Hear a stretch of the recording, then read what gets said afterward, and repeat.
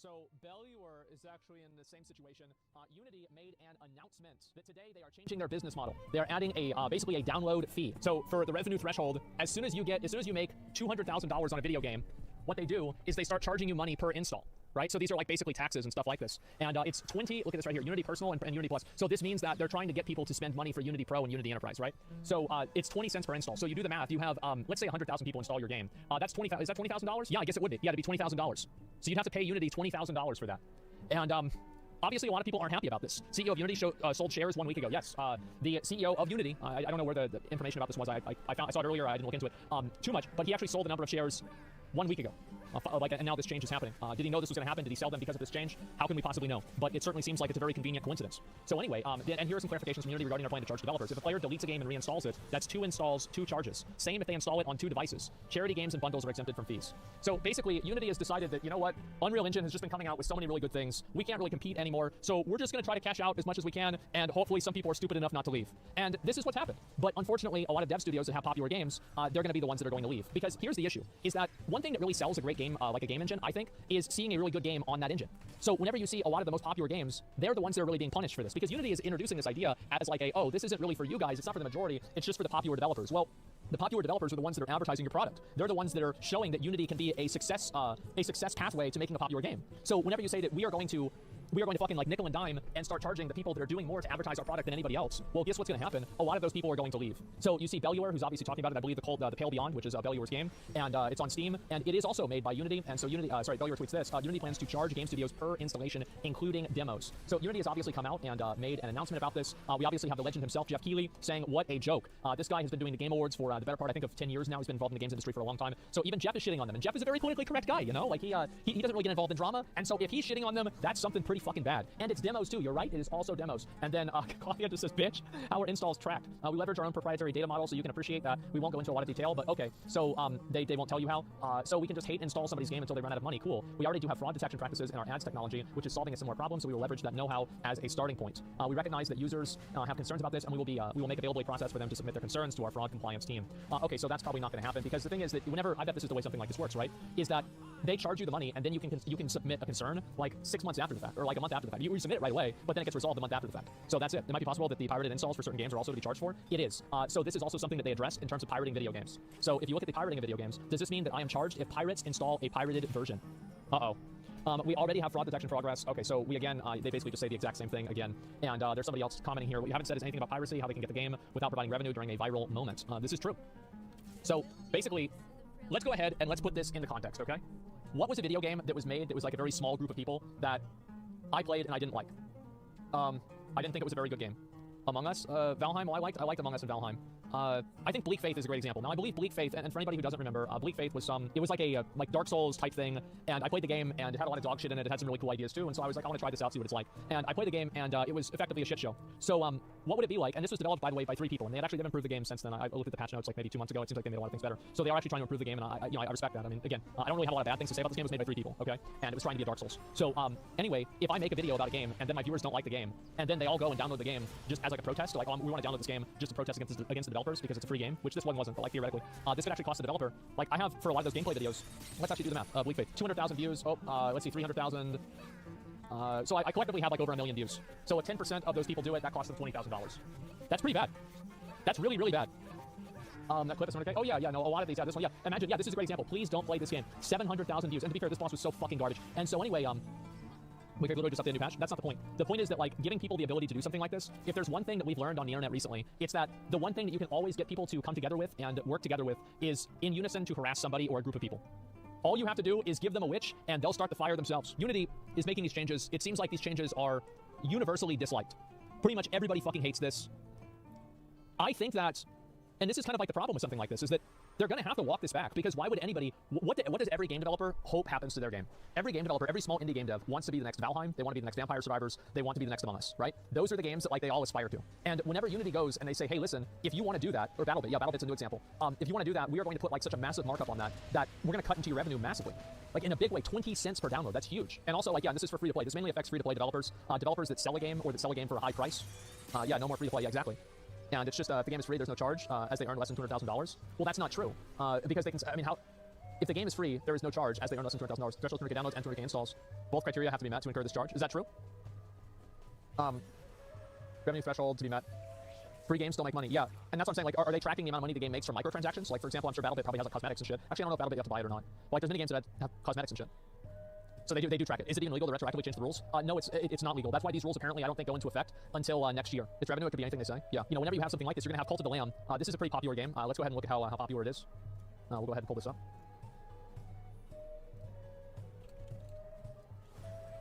Relatively popular game, not a huge game, right? But it's a decent game. It gets a few thousand people, right? People have a relatively positive opinion of it in chat. And I had 60,000 people 13 months ago. Yep. So people know about this game. Even if they don't play it anymore, people know about it. And they're deleting their game. They are straight up deleting their game on January 1st.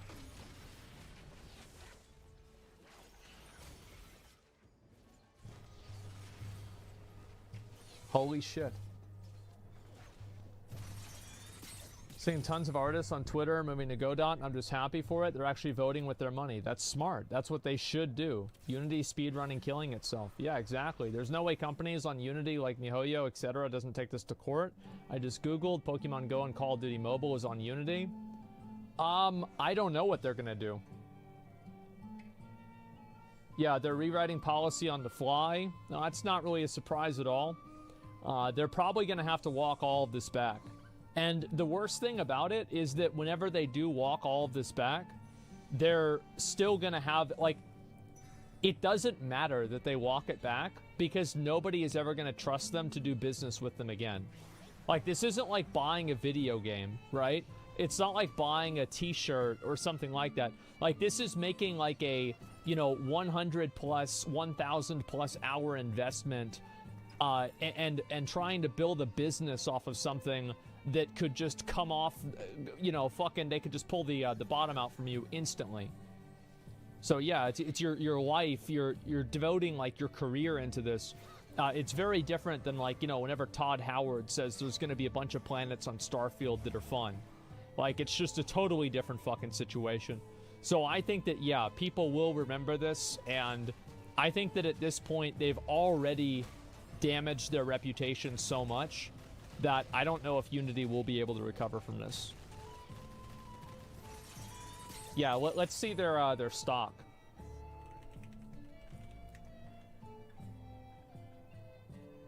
Oh, it doesn't look that bad, actually. Yeah, there you go. People are showing the stock going down, but if I actually... Oh, is this 5 years? Let me see about 5 years. Oh. Oh, yeah, that's not so good. Oh. It'll be worse? This is the first time I've heard about this change. Yeah, I was going to show Unreal, but we're not able to. It's apparently not a publicly traded company. I didn't know that. CEO sold shares. Yep, I know. He's been selling his stocks. Well, he probably knew this was going to happen. This is still kind of crazy to see how low it's gone. Oh my god. I'll be really surprised to see kind of how many other people pull out of Unity. I could see a lot more people doing it very soon. Apparently Genshin have their own Unity engine, not the global version, but their own Chinese version. HoYoverse don't have to pay for the fee. I have a pretty big feeling that, especially them, it's probably going to be a different rule. What about Epic Games? Yeah, Epic Games doesn't have a stock price. I just looked it up. Tons of devs posting on Reddit about switching. Yeah, I think so. 50,000 demo downloads. So you actually have to pay money even to download it, even if people download a demo. This is also really bad with how publisher recoup works. Like if this is charged to the dev, I guess you have to include costs of estimated demo and charges. Yeah, exactly. And it's just insane, man. Did you see RPG Maker's response on Twitter? No. Like, I've seen, like, a lot of this stuff, but I haven't really seen everything, of course. Like, there's been a bunch of different tweets about this. People are absolutely furious. I think this might be, I don't know. Like, I could actually see people stop using it for this. Apparently no demos mostly don't count. Well, here's the problem, is that... Remember what I said before, is that people don't like changing their minds. People aren't gonna, like, if people And especially whenever it's something that they have like a career invested into. They're not going to take their chance on a mostly, man. Yeah, why would anybody want to go and do this whenever they could just use another engine instead? Change mind equals they're wrong. Yeah, people don't like doing that. It's 200k installs and it's over 200k profit. Why are people missing the and? Because it doesn't really matter. Because, like, there's a lot of games that make over $200,000 and they don't want to be charged 20 cents per install. It's pretty simple, isn't it? I mean, like, what are we talking about? That's why people are deleting their game. 200k is not that much for a medium or big indie game. Yeah, mini games make that much. And it still makes Unity still cheaper than Unreal.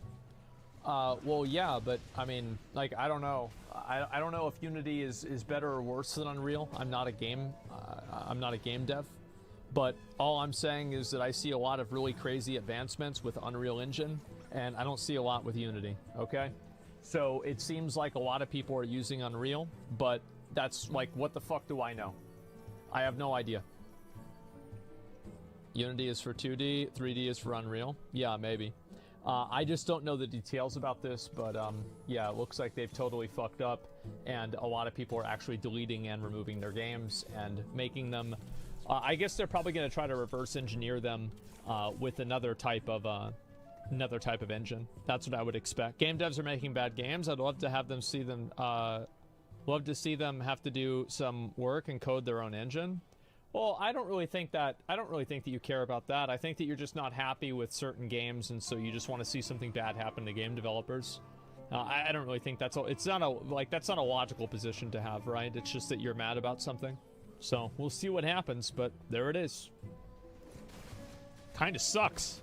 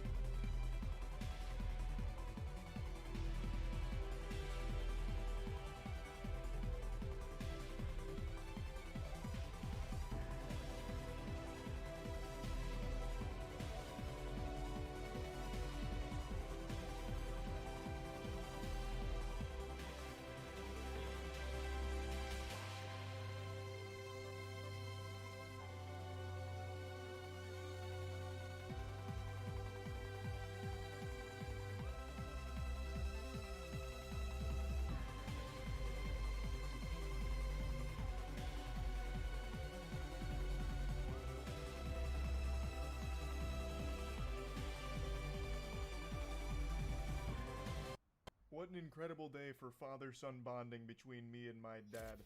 With all of the alien information that's come to light today with the Mexican Congress broadcasting some alien corpses, supposedly, my dad and I have been going back and forth spitballing, and I have been doing...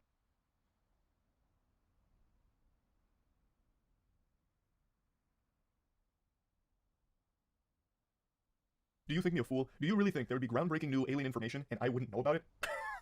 Ridiculous. I stay at the forefront of all alien developments. I love alien shit. Last night, there was a surprise broadcast from Mexican Congress where they presented supposed alien corpses. And you bet your sweet bippy I was glued to it. Now I want to start by laying out the foundation here. I'm going to give you all of the eating utensils before feeding you the meal. Basically, what happened is, there is a individual by the name of Jaime Musan, and he claimed that he had 1,000-year-old alien bodies that he presented at Mexican Congress. There's a lot of confusion around this situation right now. People are misled into believing that this was the Mexican government coming forward and just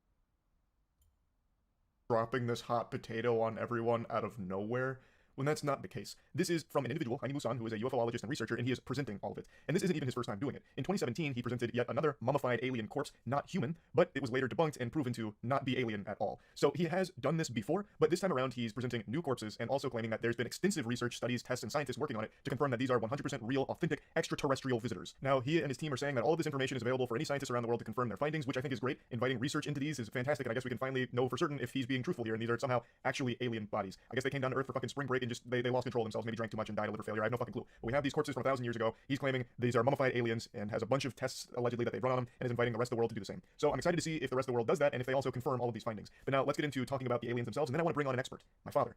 You all know my father is on the cutting edge of everything alien related. If anyone's going to have an eye to see through the bullshit, it's going to be old Papa Charles, I'll tell you right now. Oh, it's a little carcass. I couldn't even tell. I don't believe that at all. This is way too stereotypical alien look. I think there is no way.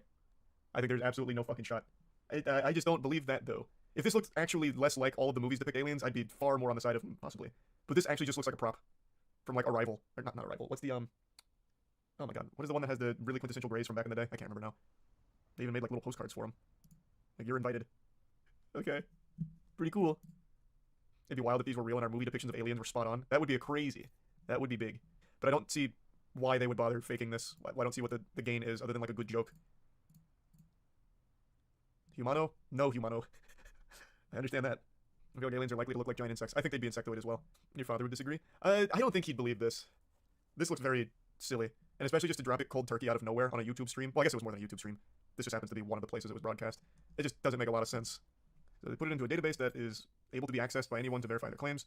They show a list of tests that have been done to the bodies, including metallurgy specialists, radiologists, and geneticists. They verified the authenticity and age of the bodies. They showed scans of their insides that showed metal implants in some of them, as well as eggs with embryos and organic material inside of them. Okay, well, if anyone can access it, it should be super easy for every other scientist in the world to start running tests on it, then to confirm it. That should be an easy slam dunk then if it's real. Oh, it's a 43 gig file. Holy shit. Well, if it's all there, they can put it in the labs of the brightest scientists in the world. They'd all want to get a piece of that action, I imagine. Let them run wild. We could win the alien war if they actually look like that. In hand-to-hand combat, for sure. But their tech to get here must be nuts. So now let's go ahead and break down what we've seen here. Judging from the bodies, they're not that large. They're not, like, imposing in stature. I actually feel confident that I could beat them in a fight, whereas normally the only age group I'm comfortable at beating in hand-to-hand combat is ages 12 and below. I feel like there's just not many children that would beat me in pugilistic combat, and I feel the same for this alien race if they're all about that same size. And who's to say that these aren't like their elite warriors and the normal aliens could be even smaller? Like, I feel like I'd have no problem just wiping the fucking floor with them, just feeding them knuckle sandwiches out the wazoo. So that's nice. That makes me feel a lot more confident should this be a real alien, and they all look like that. I feel like we'd have a really good chance if it came to, like, fighting them with our bare hands. Now, apparently one of the aliens also had eggs inside of it, so I guess it was pregnant. Maybe it's possible we could dust the cobwebs off and hatch those puppies ourselves. That would be pretty wild. But now anyway, you've heard from the dumb Neanderthal, Charles White Jr., but let's hear from the preeminent expert in alien research, Charles White Sr. I've given you my perspective. I don't necessarily believe this, but I'm going to withhold full judgment for the rest of the world's scientific studies on these bodies. Hopefully those results in those studies will be conducted soon. Let's see what my dad had to say. Hey, What's up? you look at the alien corpses? No, where's that? How have you not seen them yet? Go look at them right now and tell me what you think. I'm working on the top fuel dragster. Well, the top fuel dragster can wait. You gotta see the alien corpses. I need an expert's opinion. Why do you care? What is one make fun of me? I'm not making fun of you. I just want to know what you think about it. So where do they claim they got these things from? The Nazca lines. They claim they're 1,000 years old. Well, I know about the Nazca lines. Yeah, I knew you would. They look awful small. I mean, to me, it looks like a fucking paper mache rock or something. So you don't think it's real alien evidence?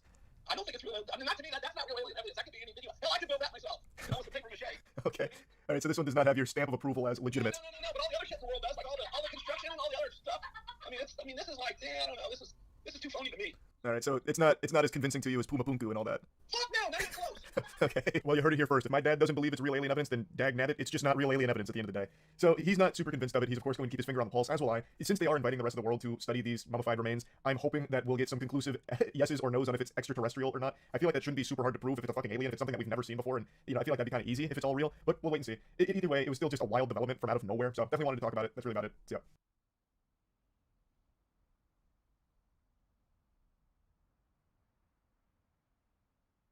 Ballin' and I have been... What an incredible day for father-son bonding between me and my dad. With all of the alien information that's come to light today, with the Mexican Congress broadcasting some alien corpses, supposedly, my dad and I have been going back and forth spitballing, and I've been doing a deep dive into the most rancid underbelly the internet has to offer when it comes to alien information. Sometimes when you stare too long into the abyss stares back into you. I'll tell you what, sports fans, if there are aliens out there, I'm on their watch list for how deep I've gone. I'm on their ass like a hemorrhoid right now. I'm having a close encounter with a third kind. You might see my eyes roll back into my skull and have me levitating on a chair in a moment. Point is, I have found some very intriguing information in regards to these alien bodies. But let me bring you up to speed just in case you don't know what I'm talking about. I posted a video earlier today going over the whole situation. I'm sure a lot of you have seen it by now, but I'm just going to give you the cliff notes, bring you up to speed on the lore with what's going on. Last night, an individual named Jaime Musan had brought some supposed alien bodies into Mexican Congress, and this was broadcast to the entire world. He was making claims that these are authentic extraterrestrials, and he had a ton of tests to prove it. All the tests and all the information is public, and he invited anyone else in the world to come into the Thunderdome and analyze the alien bodies to confirm and verify that these are the real deal. Unfortunately, these aliens don't have three massive hunkers. They're not goth, big-titted alien babes. They are little goofballs. These tiny little goobers are being shown in Congress, and he's bringing up a ton of pictures as well as data and saying that they were found at the Nazca Lines. They're about 1,000 years old, and they are actual aliens. Now, a little background on Jaime Musan. He is a UFOologist and a journalist. His main profession is journalism. And this is not the first time he's done this. He also had another mummified remain that he called an alien back in 2017. It was debunked. And this one here is taking the world by storm because a lot of people believe the Mexican government is the ones revealing this. They're breaking the magician's code and they're showcasing real aliens. When that's not the real story here. It is Jaime Musan and his team that's presenting this. It's not the Mexican government. It's become widespread confusion. Basically, they platformed him and he presented. Not an official endorsement from the Mexican government, at least not as far as I understand here. So, now that you're brought up to speed, what have I found? What new information could have possibly come to light in only 12 hours? Well, this is going to open your third eye here. Get ready to activate your Sharingan because the truth's coming in hot. It turns out these alien bodies aren't new. In fact, these were debunked in 2021. There's a really great YouTube video that goes over exactly what these are. And according to this, they're not aliens. Now, before getting into the video, I know a lot of you are going to say, well, what about all of the tests? And those haven't been, confirmed as faked or fraudulent or anything like that. So again, if the rest of the world truly does have access to this information and are invited out to actually study these mummified remains and conclude that they are real and authentic, that'd be amazing. Nobody wants them to be real aliens more than me and my dad. But it's just hard to really believe that because there are so many things working against it. I've seen a lot of cope from the community about why they look so stereotypically alien, like movie depictions, and what they keep defaulting to is saying that people that work on the movie sets modeled their alien design after real alien encounters and paintings from back in the day, or they'd actually seen aliens like fucking Area 51 or something, so they made the costumes and the effects to look like that, so it'd be warming us up to what real aliens look like. And to me, that's just a load of baloney. We're teetering on Tumblr fanfic with that reach. I would like to ask you, what's more likely? That, or that whoever had these mummified remains modeled them after our perception of aliens from movies? It becomes even more likely that that's the case when you consider where it comes from. The source here, Jaime Musan, whom is regarded by some as a hoaxer, who has had similar things in the past be proven completely wrong. Fool me once, shame on me. Fool me twice, fucking please stop fooling me. You're making me feel dumb. It's, again, nothing's been 100% confirmed here, but I would just like to present to you the evidence here from 2021 of these bodies that suggests it's not actually alien remains. Now let's study the X-rays of the small mummies. Ufologists go as far as calling them humanoid reptiles. So what do we see? Same stuff. A hodgepodge of human and animal bones. The channel is called Scientists Against Myths, and they tackled this alien mummified remain phenomenon all the way back in 2021. They even used some of the same pictures that were presented to Mexican Congress last night. So I do believe these are the same mummified remains. I don't think there's any wiggle room to make a real argument that what's being analyzed by this channel is different than what was presented last night. I think it's pretty clear that these are the same. Here's a mummy named Josephine. A real beauty. Instead of humor eyes, she sports femurs, or thigh bones. Her legs are even more baffling. Immediately the question needs to be asked, if this is a real extraterrestrial body, why does it have the same bones us cringe-ass humans have? What are the odds that these aliens would evolve down a similar path we did and have the same bones we did, just in a different order and arrangement? That seems highly unlikely, but let's go ahead and paddle around in the kiddie pool of fantasy and assume that all intelligent life in the universe evolves down similar paths, so every single fucking life form out there in the cosmos has all of the exact same bones we do. Well, in that case, this species got fucked hard in the ass by evolution, because with the way these bones are arranged, it wouldn't even be able to move. They need some kind of evolution patched DLC update here, like a hotfix, because these aliens wouldn't be able to even take a single step. One of the thigh bones is actually a femur, only facing the wrong way around, while the other one is a tibia. And they are completely mismatched. With the hip bone, there's no joint there at all. The poor humanoid wouldn't have made a single step. Some of the bones are simply chopped off. So even if you go ahead and write off the coincidence that the aliens have the same bones we do, how could you possibly write off that the way their structure is set up would mean they can't move? Evolution doesn't really work that way. It wouldn't have made it this far if that were the case. And it's getting me gassy, so I'm just ripping mean ass right now. All of this alien stuff has just been so fascinating. And this video says that some of the bones were just chopped off, like kind of just chopped willy-nilly. That wouldn't really happen naturally at all. It suggests that they were made like this, with just an absolute fucking mishmash of different bones going in different places in order to look alien-like. Note the symmetry here.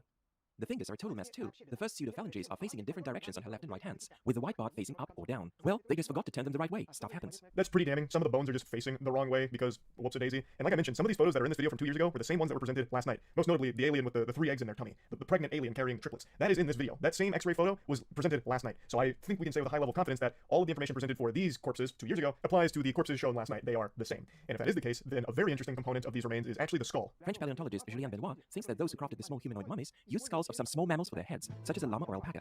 Comparison shows that the reptiloid's cranial cavity fits perfectly the cranial cavity of a llama. The skull was then rotated so its back part faces forward. The reptiloid's face is actually the back of the poor llama's head. I trimmed this up just a little bit to keep it brief, but they make an extremely strong argument for why this alien skull is actually that of a llama skull. The bulbs, the brain hemisphere, all of it matches up perfectly with a llama skull. The only thing is they cut out and rotated it. And the question then becomes, well, where would they get a llama skull? And the video answers that too. According to one of the historians, back a long time ago, there was actually burials for llamas in the area where these mummified remains were found. So they would have had easy access and readily available llama skulls at the site. Where could the mummy forgers have gotten a llama skull?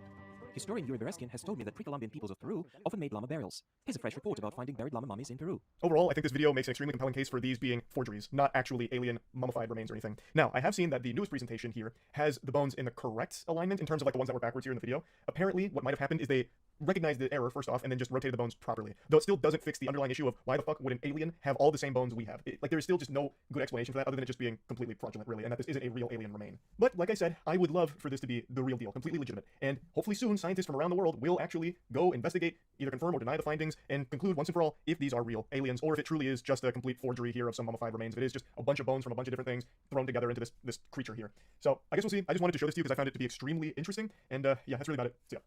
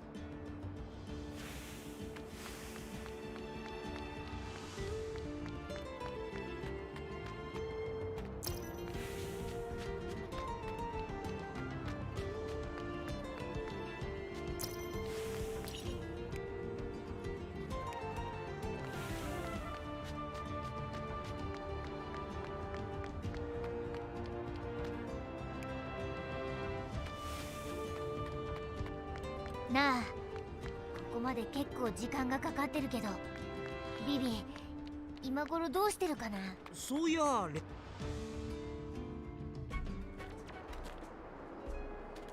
ほー、嘘。よかった。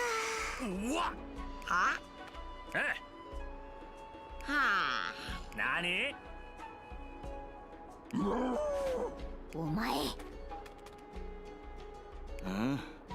もうなんだと。あえ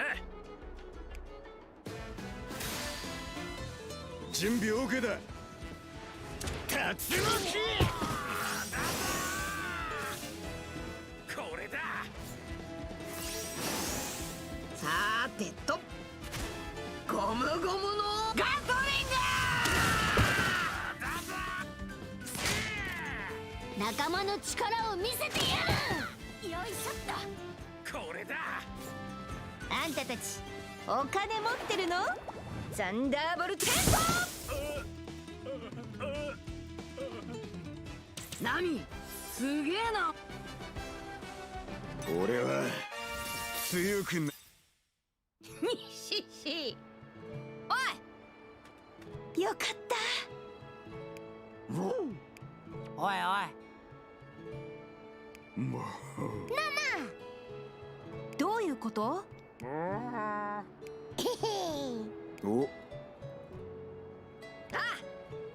あおい大丈夫か？なあまずいわ。おうそうか。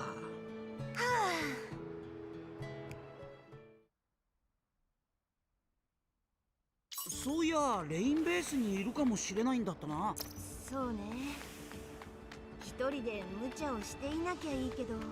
ビビちゃん、今行くから待っててね。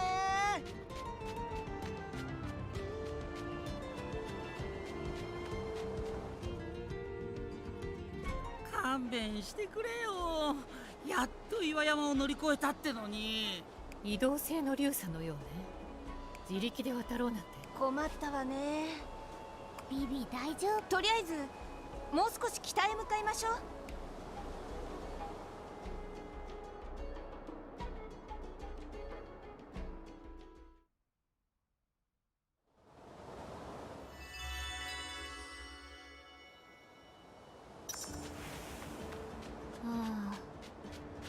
また歩くのね。大丈夫かリム？ほら水飲んだ方がいいぞ。ううん、平気。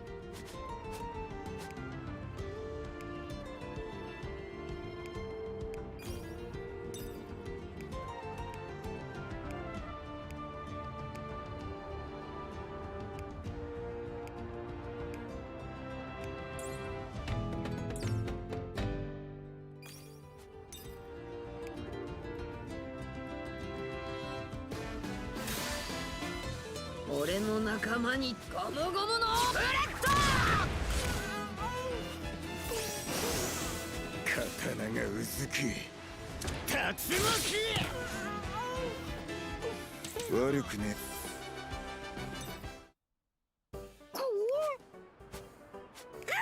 嫌よ。おいおい、ダメに決まってるでしょ。チョッパー。うん、わかった。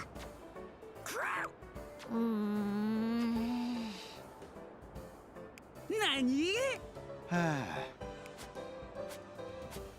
おうサンジ。ルフィ、よしやるか。わかった。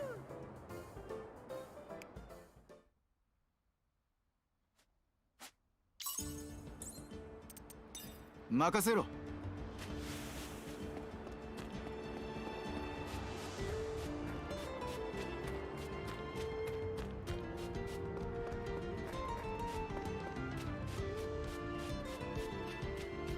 喉乾いた。見ろ、オアシスだ。どこどこ？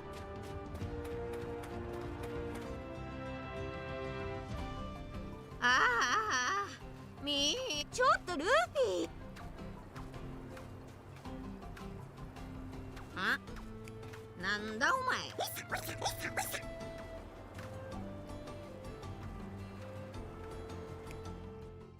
何だったんだ。ない。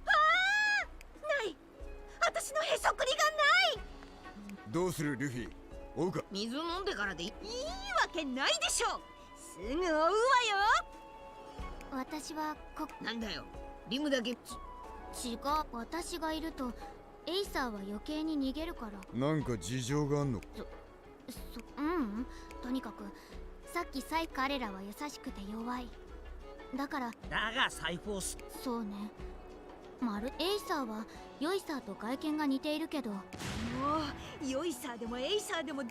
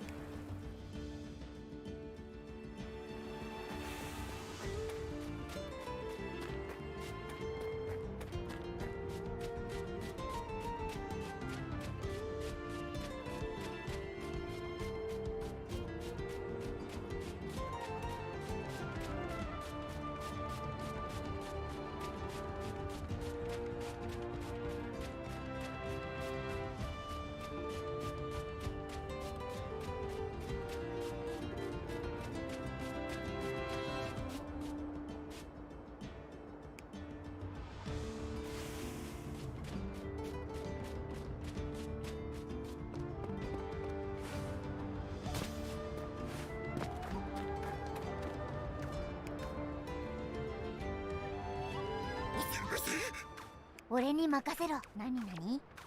悪かった。言われた通りしないといじめられる？誰に？エイサーたちに。うわっ、なんだこいつら。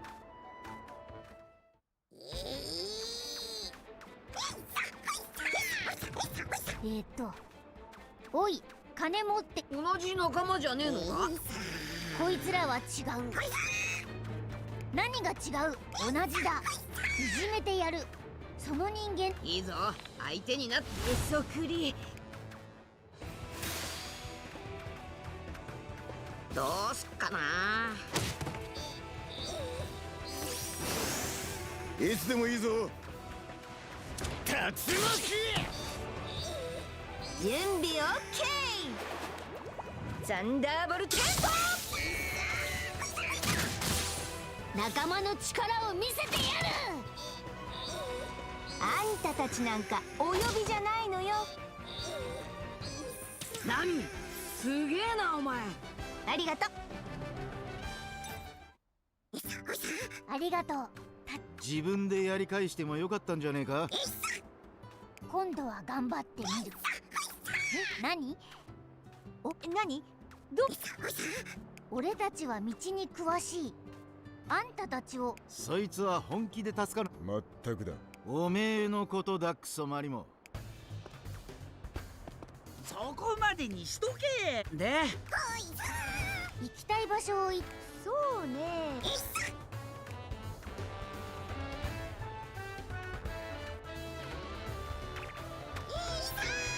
ありがとう。本当に？何？どうかし。この看板があるところでよければ呼んでくれれば。よいさーは義理がたい。本当に？それじゃ機会があれば手伝ってもらおうかしら。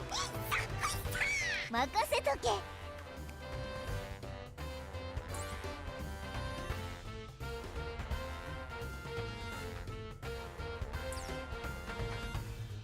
無事取り戻す。そう。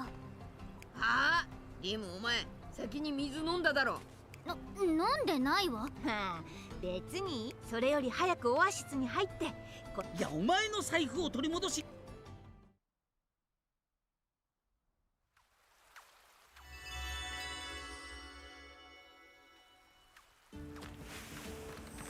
ああ、やっと水が飲める。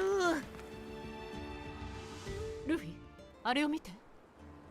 どっかから来たキャラバン見て。あの2馬車、アルバーナの町でよく見たものと同じ。おそらくアルバーナ？そうね。それは大きな手が。ねえ、あなたたち。アルバーナに抜ける洞窟があるんだよ。それでも洞窟に行くサンディ砂漠でもめったにお目にかかれない。ご心配なく。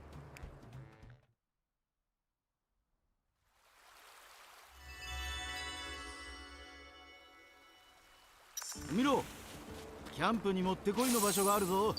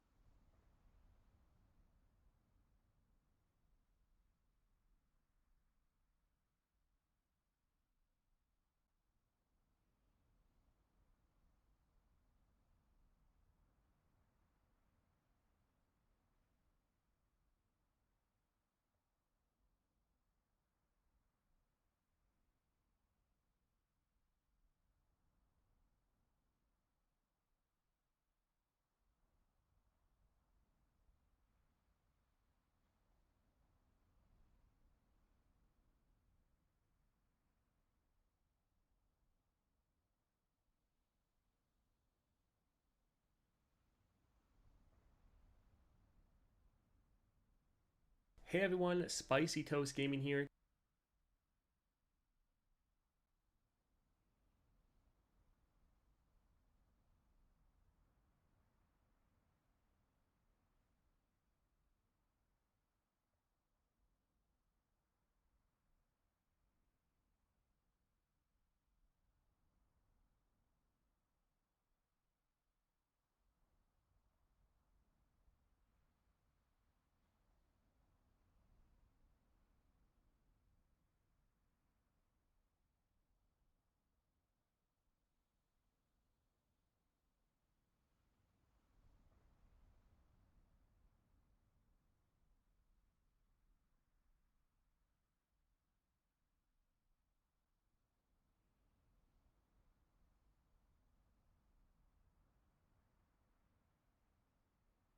Do you hate China, Big A? No, I don't. That's why I always try to, first of all, mention that China's the world's second largest economy. They're crushing other countries in a lot of ways. And I really, really don't like the fact that when I report on true stories about negative things happening there, that it attracts certain Westaboos that cannot fathom that China has better battery technology, better manufacturing and factories than any other country on earth. And they've got a growing car industry. They have complete control of electric vehicles. They have like 60% of the world's lithium. Also, the fact they were able to build 7 nanometer chips, what they can do. It's a multifaceted issue. I do not like Xi Jinping, I'll say. It's not a bold take. I think the worst part about China for me is that they legitimately do consistently and openly censor the internet and media. They just do that. They do that in a higher degree than anyone else. That's a big problem. That's impressive about 7 nanometers. What's impressive about it is that they couldn't make anything close to that after the United States Photosensitive seizure warning.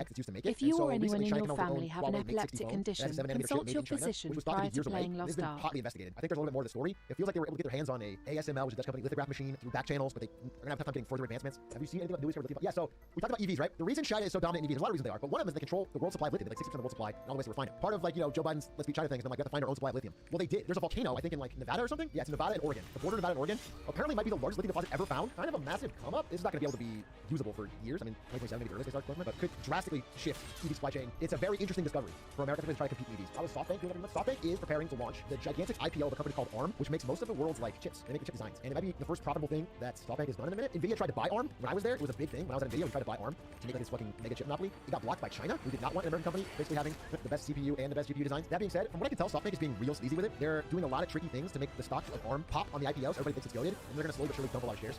So we'll see. You've seen Theo Vaughn's video against Cast Media. Yeah, I did. Good on for calling that guy out. You guys don't know there was a podcast company scanning people. They were doing what a lot of companies do. A lot of like esports teams did, and what a lot of like streamer agencies did, which is where they like say, okay, you're gonna do an ad read for Doritos. They're paying 10K. But then they're not, they're paying like 50K. And they just take that 40K difference and they keep it, and they tell you they're getting paid 10K. They just kept lying to their clients and keeping the difference. Or in some cases with this company, they would just not pay. They're like, yeah, you're gonna get paid 10K, and they pay 5K instead of the rest of the company. And they did it for a long time, and then Theo Vaughn sort of led the charge by naming their CEO publicly and saying this guy's a scammer and cheat. Now everyone's coming out of the woodwork and tweeting about it. Super scamming. Watch out for it. Happens with esports players all the time. Where you'd be like some Fortnite kid who gets famous, and they're like, yeah, you're getting famous now. You know what? This brand's gonna pay you $2,000 to do an ad read. And the brand's paying like $28,000, and they just keep the difference, bro. And the kid doesn't know because the kid's fucking dumb. He thinks 2K, you fucking talk about skills or whatever. That match should be taking like 10%. If you're a middleman, you should be taking 10%. Let's stop the creator from hearing about the ad read for the brand, go to the brand. Laziness. Bro, streamers are not going to go sit down in a meeting with fucking Doritos and figure out what their marketing plan is and what, you know what I'm saying? They're not going to do it. They're just lazy. The middlemen handle all the emails and the paperwork and the negotiation, and they get paid 10%. Just a fine agreement. Just when they take more than that, they're cheating. They're stealing. What will be the long-term and overarching consequences to the U.S. economy if Apple stock continues to decline? It would be bad. When one of the big 7 tech stocks goes down, the other ones follow suit every time. It happened even when Apple's $200 billion decline. NASDAQ goes down. A huge part of everyone's 401k now is Apple because they buy the market on a weighted basis. So a lot of people just own Apple through their savings, their 401k. Anyone investing in ETFs, it's a bad fact. We need to go up. That's the big one. Over the long term, do you think Apple and most of the big 7 are doomed? No, not at all. No, I don't. I think it's very possible that there's been a bit of a tech stock gold rush bubble where they're overvalued based on fundamentals, but these companies are all dominant players, crushing and doing really well. If anything, other companies are doing. These companies have infinite cash, and they keep getting more and more industry. Nobody's buying a new phone right now, but people are buying phones. Although I actually noticed when I was looking into the stats for the phone stuff, it's like people are more likely to upgrade in the iPhone world than the Android. Like people are more likely to hold their phone a little longer. And a lot of people now are on iPhone payment plans where it's like you pay monthly and you always have the latest phone. So you're just paying a subscription every month forever. That's like very common. You can also trade in Apple. When I was reading, it was like Apple is kind of like the used car market almost, where people buy the phone, they can trade it in for some percentage of its value, trade up to a new one. Like it's happening. I mean, Apple is the most valuable company in the world for a reason. It's more valuable than all these companies combined for a reason, and that is that the iPhone is the single like greatest capitalist invention ever. I mean, the fact that they can sell a luxury product at luxury prices to mass market has like almost never been done. It's like I said before, it's like a Ferrari sold as much as Toyota. It's crazy. These phones have massive markups, and they sell.